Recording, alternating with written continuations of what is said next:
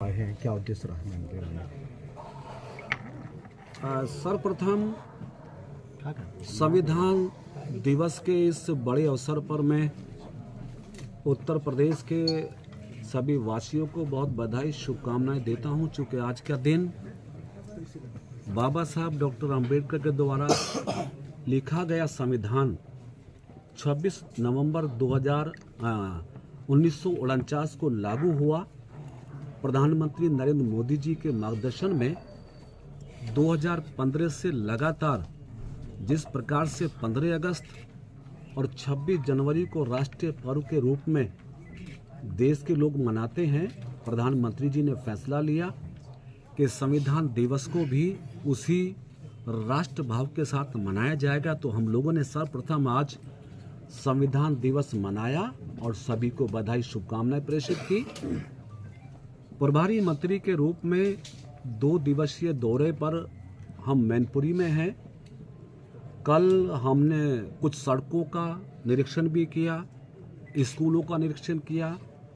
आज समीक्षा बैठक के माध्यम से प्रदेश के सभी विभागों की विस्तृत जानकारी प्राप्त की, समीक्षा की, सड़कों के निर्माण के बारे में, बिजली की आपूर्ति के बारे में, कानून व्यवस्था के बारे में, कल्याणकारी योजनाओं के बारे में, जिसकी विस्तृत सूचना आप सबको भी प्रेस नोट के माध्यम से मिलेगी।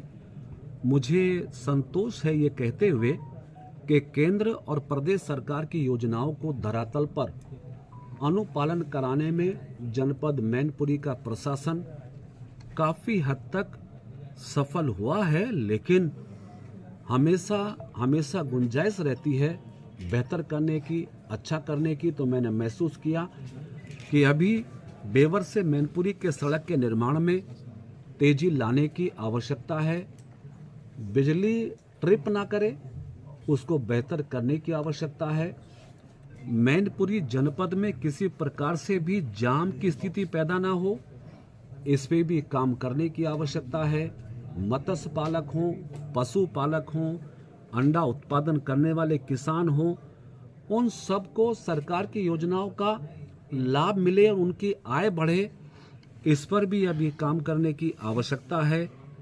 प्रदेश के माननीय मुख्यमंत्री जी का टारगेट उत्तर प्रदेश को सर्वोत्तम प्रदेश बनाने का, इसलिए उत्तर प्रदेश की इकोनॉमी ग्रो करे, $1 ट्रिलियन बनाने का लक्ष्य मुख्यमंत्री जी का है। उसके लिए हमने समस्त महोदय, आप सड़कों की बात करते हुए नजर आ रहे हैं कि मतलब उचित व्यवस्था की जाएगी, लेकिन जो भी सड़कें ग्रामीण अंचलों में बनी हुई हैं वो सब टूटी फूटी है, उन पर अभी तक डामरीकरण नहीं कराया गया। क्या कहेंगे सर इस समय?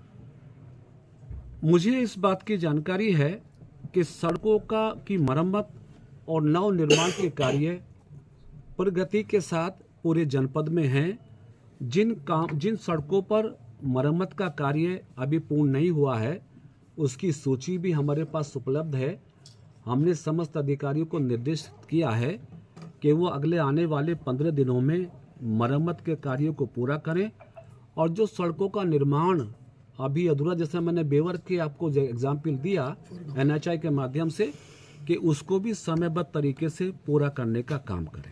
आप विद्यालय की बात कर रहे हैं कि आपने विद्यालयों का निरीक्षण किया है, कई जगह गए हैं, आपने सही पाया गया है, लेकिन कई ग्रामीण अंचलों में ऐसे विद्यालय हैं जहां शिक्षकों की कमी है, और तो कहीं जो है ना शिक्षक ज़्यादा हैं, छात्र कम हैं। तो इस संबंध में क्या कोई आपने नज़र डाली है? शिक्षा विभाग में DIOS और बेसिक शिक्षा अधिकारी दोनों से हमने विस्तृत समीक्षा की है। जनपद के सभी विद्यालयों में समुचित शिक्षकों की व्यवस्था है।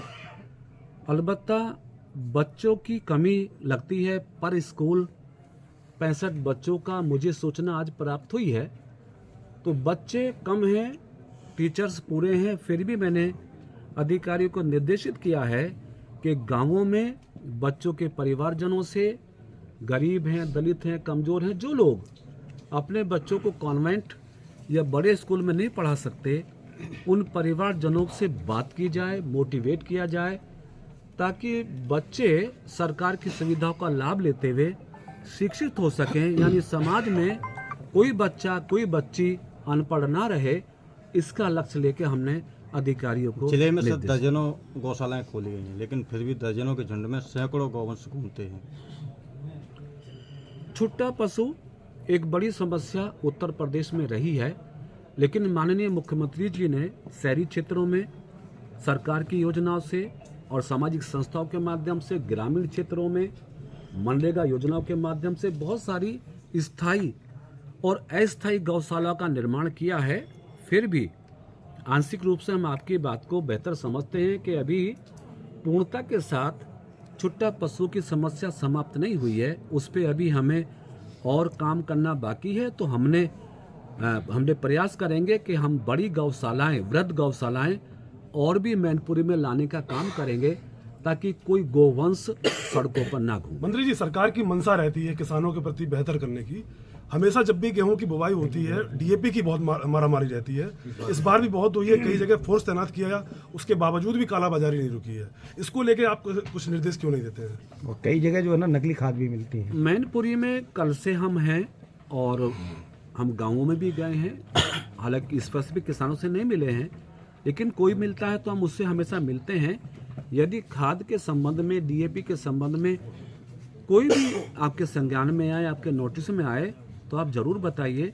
जहां भी डीएपी की समस्या होगी उसको हम दूर कराएंगे। कल और परसों हम शाहजहांपुर में थे, वहां के किसान हमें कुछ मिले थे। कुछ किसानों ने हमसे शिकायत की थी कि हमको डीएपी नहीं मिली है, भीड़ बहुत लगी है। तो कल ही हमने जनपदीय अधिकारियों से, संबंधित अधिकारियों से बात करके कल ही खाद की व्यवस्था, डीएपी की व्यवस्था पूर्ण कराई थी और आज वहाँ शांति से व्यवस्था चली। मैनपुरी में भी अगर आपको लगे, मैं इसको आक्षेप के रूप में नहीं देख रहा हूँ, सुधार के रूप में देख रहा हूँ। यदि आपको भी लगे कि कहीं पे डीएपी की खाद की समस्या है तो आप हमें बताएंगे, हम उसको दूर करेंगे। कई सहकारी समितियों पर सर डीएपी की जगह एनपीके दी जा रही है। इसको हम चेक करा लेंगे, जहाँ पे होगा हम ठीक कराएंगे। सर, संभल में मस्जिद के दौरान हिंसा भड़क गई है, क्या कहेंगे? देखिए, दुर्भाग्यपूर्ण है, हमारी भारतीय लोकतांत्रिक व्यवस्था 3 ध्रुवों पे चलती है: न्यायपालिका, विधायिका और कार्यपालिका। न्यायपालिका हमारे लोकतंत्र का सबसे सर्वोत्तम घटक है, समूह है। यदि न्यायालय के निर्णय पर लोग आपत्ति करेंगे, लोग विरोध करेंगे या दंगा करने का प्रयास करेंगे, मैं समझता हूँ कि ये भारतीय समाज के लिए एक चिंता की बात है।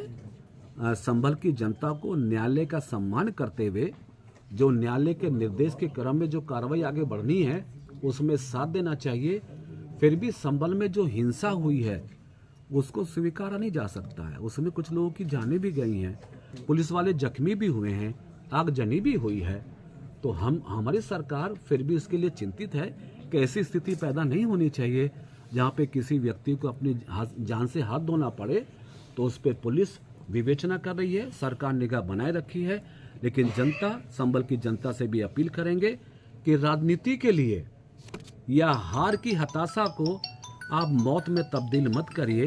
पॉलिटिकल लड़ाई अलग है और न्यायपालिका की लड़ाई अलग है। कुछ पॉलिटिकल पार्टी के लोग शायद गलत तरीके से वहाँ अपना एक्ट कर रहे हैं, अपना व्यवहार कर रहे हैं, जिसके कारण ये सारी स्थिति पैदा हुई है। लेकिन जो भी लोग हैं, किस पार्टी की तरफ रहेगा? समाजवादी पार्टी कौन नहीं जानता है, उनके खिलाफ एफआईआर हुई है ना।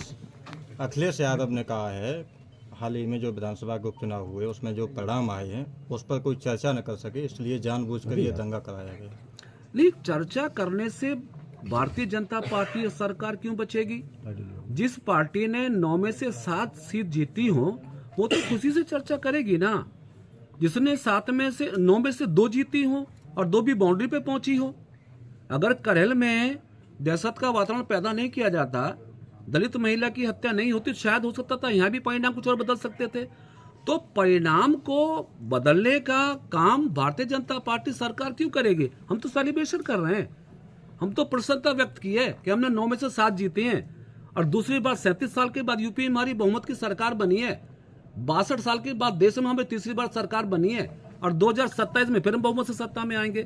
तो ये कन्फ्यूजन और न्यूसेंस करने की जरूरत हमें नहीं है, लेकिन जो कर रहे हैं उनको भी जनता देख रही है। Thank you very much.